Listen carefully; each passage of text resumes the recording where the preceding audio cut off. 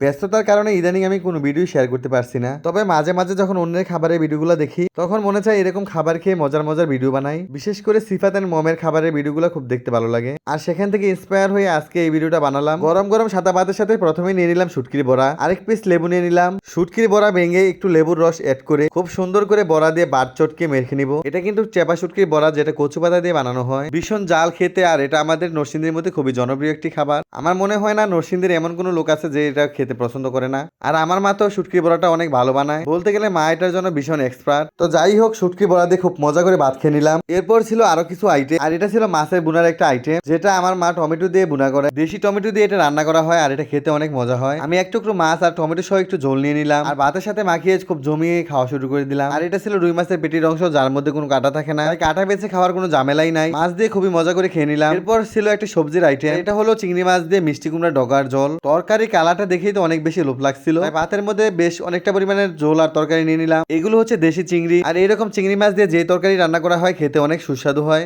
আর আজকে ডগার জলের তো কোনো জবাবই নাই। শাকসবজি খাওয়া স্বাস্থ্যের জন্য উপকারী, তাই আমি এটা একটু বেশি করে খেয়ে থাকি। আর এখন তো রমজান মাস, তাই এই তরকারিগুলোর প্রতি বেশি রুচি আসে। তো যাই হোক, মিষ্টি কুমড়া ডগা দিয়ে খাওয়া শেষ করলাম। এরপর ছিল মাংসের আইটেম। রমজান মাসে তো মাংস ছাড়া চলেই না, আর গরুর মাংসের এরকম একটু পাতলা ঝোল হলে তো জমে যায়। আমি প্লেটের মধ্যে 2 টুকরা মাংস আর একটু ঝোল নিয়ে নিলাম। অলরেডি আমার পেট ভরে গেছে, তাও তরকারি আইটেমগুলো শেষ করতে হবে। আর মাংসের মধ্যে আমার গরুর মাংসটাই সবচেয়ে পছন্দের, বিশেষ করে মায়ের হাতে গরুর মাংসের তো জবাবই নেই। তো আমি মাংসের ঝোল দিয়ে ভাত মাখিয়ে নিলাম, আর একটু একটু করে মাংস খুলে খেয়ে নিচ্ছি। মাশাআল্লাহ, মাংস দিয়ে খেতে খুবই মজা হয়েছে। মাংসের কালারটা দেখতে যেমন সুন্দর হয়েছে, খেতেও অসাধারণ লাগছে, তবে একটু বেশি জাল ছিল।